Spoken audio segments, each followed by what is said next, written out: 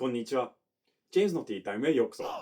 本日の動画では私がどうやって4ヶ月で2200字の漢字を覚えたのかについてお話しします。正直、とても大変でした。毎日頭痛になるまで5時間以上漢字を勉強していたし、このような狂ってる人みたいな練習もしていました。ほとんどの日本語の先生が認めるように、漢字をネイティブ並みに習得することが大人の日本語学習者にとって最大の壁です。これは子供の時から漢字に一切触れてこなかった西洋人にとってなおさらです。あんまりにも難しいため、日本人も学習者も無理なんじゃないかと思ってしまう人が多いです。でも大変難しいんですけど、もちろん無理じゃないんですよ。その証拠はこの私にあります。私はとある意外な方法で4ヶ月で2200字の漢字を覚えました。簡単ではありませんでしたし、決して私が漢字が完璧にできるっていうわけでもありません。しかし日本人もそうですよね。なので私はネイティブ並みに漢字ができると言ってもまあ過言ではないと思います。まずは私のバックグラウンドについて少しだけ話しておきます。私が日本語を勉強し始めたきっかけは日本へのホームステイでした。でもこれはもう以前の動画で紹介しています。説明欄にリンクを貼っておきますので、興味がある方はぜひご覧ください。ホームステイからイギリスに帰ってきてから私は日本語の勉強を始めました。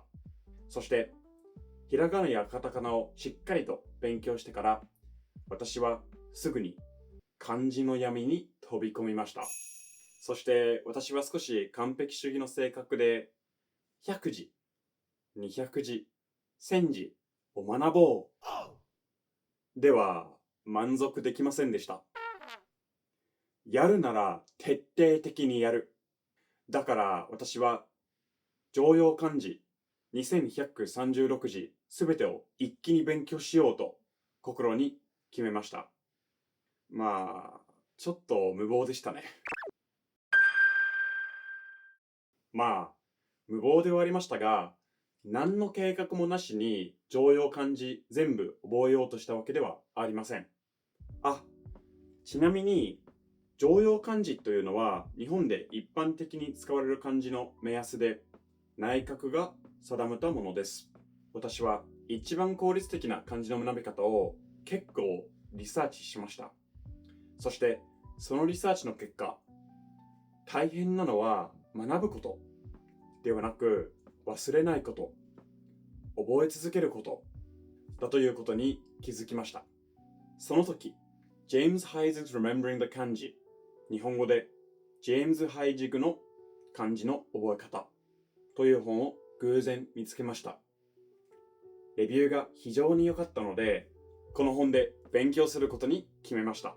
この Remembering the 漢字という本を以後 RTK と呼びます。RTK で提唱されている漢字の覚え方って少し特殊ですが、効果的ということで真面目な日本語学習者の間でとても有名な本です。この本では2200字の漢字の意味と書き方を非常に効率的に覚えることができます。読み方は別の勉強が必要になりますが、意味や形を分かっていれば読み方も覚えやすくなります。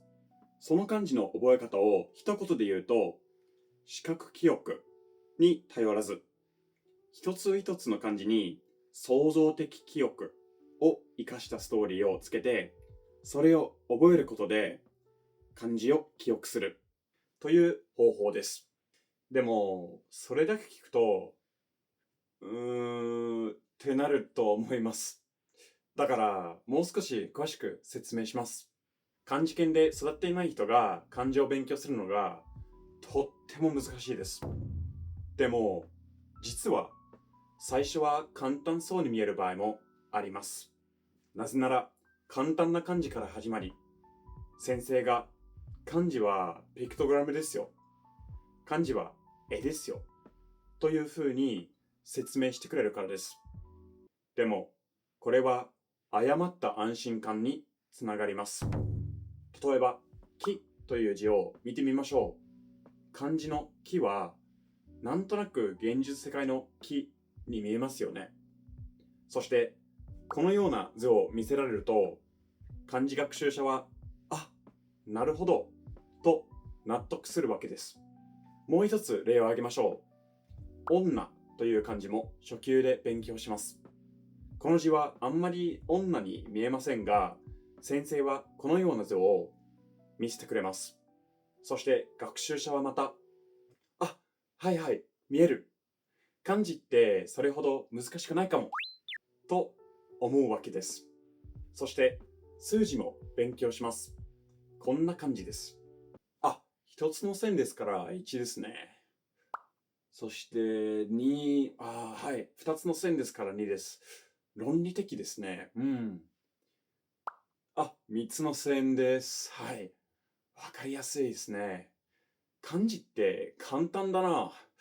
なんでみんなこんなに文句を言うんだろう。よし、4は4つの線でしょ。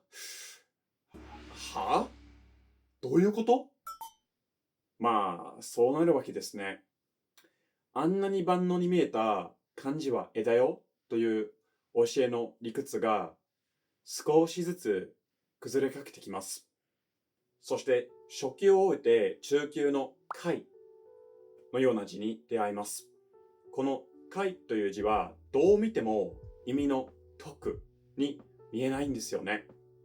というか漢字は絵じゃないですから。まあ一部の漢字は絵かもしれないんですけど、漢字は絵ですよっていうのが過度な単純化です。でも漢字は絵ですよと言われてきた学習者はこのような漢字を見てどういうことと思うわけです。こういう漢字を外国人にとって覚えるのが非常に難しいです。なぜかというと、なんでその形がその意味になるのかがわからないからです。その論理がわからない字を2200も覚える必要があるから、本当に高い壁です。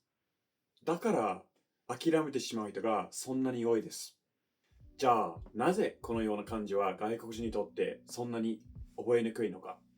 RTK のハジク先生によれば、漢字が忘れてしまいやすい最大の理由は、私たちの視覚的な記憶と結びついていないからです。私たちは丘や道、人の顔や街の景色、花や動物、自然現象といったものに慣れています。でも、道という字は道に見えないし、顔は顔に見えない。花は花に見えない。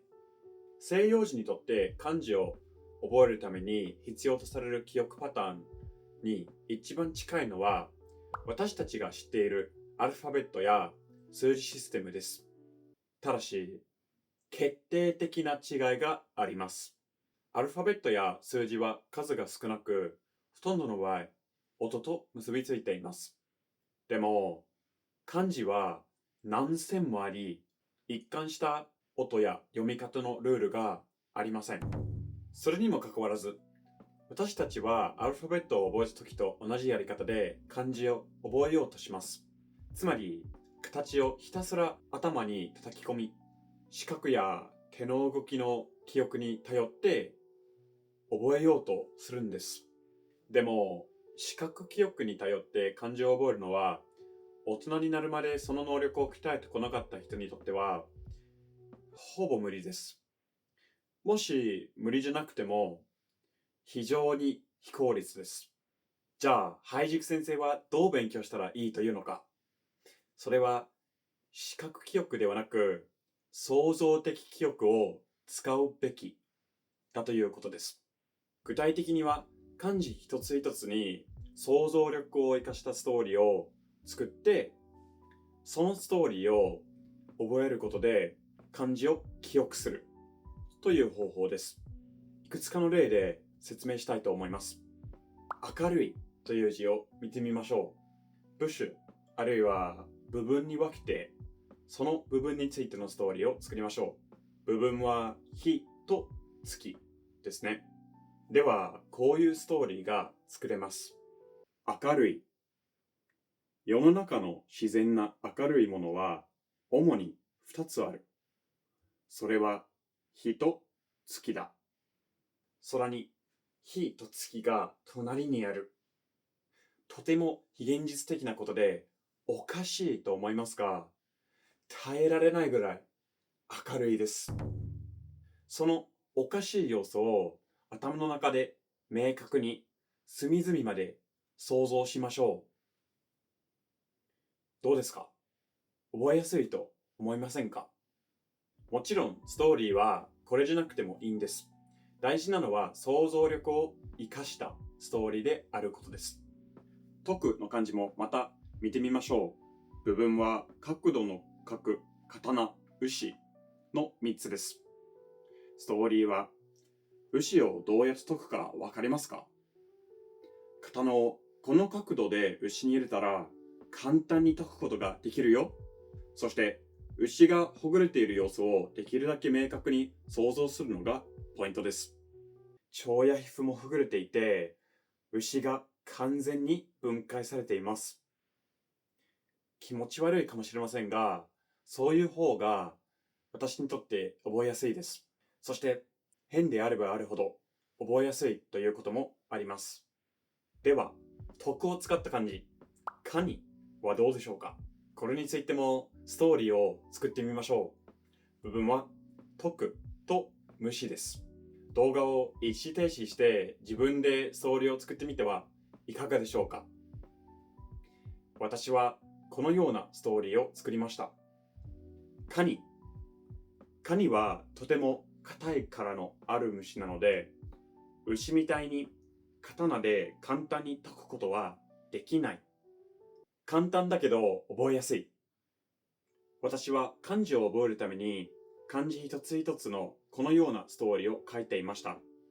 しかし、もともとはもちろんこのように英語で作っていました。これらはそのストーリーを書いたノートです。このやり方で毎日新しい漢字を20個ぐらい覚えることができました。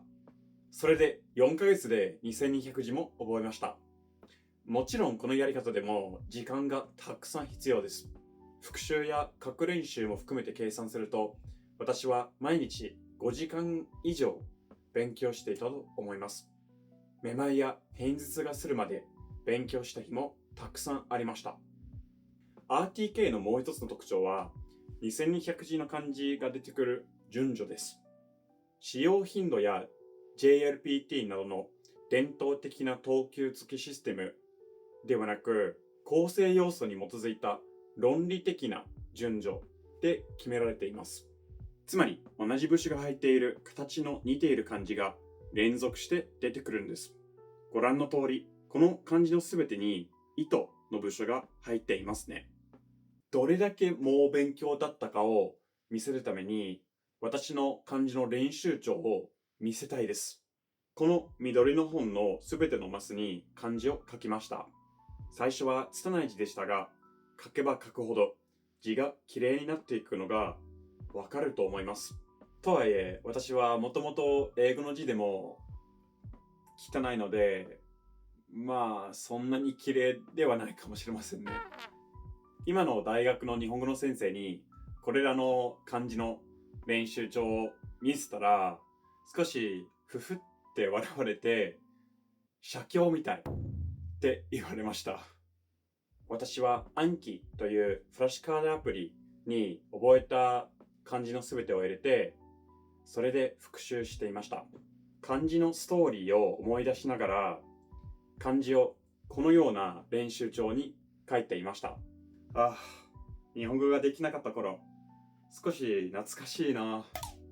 友達にこれらの漢字の勉強ノートを見せると、こいつ狂ってるね、と思われるかもしれません。特にアジアのことが全くわからないイギリス人の友達に見せたらね。でも、かなりの漢字オタクだったんですし、実際ちょっと狂っていたかもしれませんね。だって、こんな量だもん。漢字のストーリーを書いたノートも含めて計算すると、1、2、3、4、5、6、7、8、9、10、11、12もう書きました。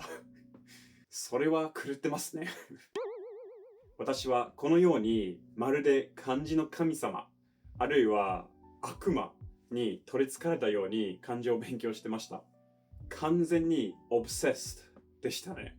でもこんなに勉強していたので外国人としてはもちろん日本人に比べても漢字が結構得意になりました。大学の授業では友達や先生に漢字剣、漢字王というあだ名をつけられてそれで呼ばれていたぐらいです。先生が私の前で漢字を白板で書かなきゃいけないとき少し緊張しますなんても言ってました。でも私も最近パソコンばかり使っていて手で書くことが少なくなったので日本人と同じようにあの漢字どうやって書くんだっけと思うことが増えてきました。読むのはまだ全然大丈夫ですけど。この動画を見ている皆さんの中で他に漢字オタクいますか？好きな漢字でも何でもコメント欄で教えてください。そしてチャンネル登録もよろしくお願いします。あとぜひ他の動画も見てみてください。それではまた次回お会いしましょう。バイバーイ。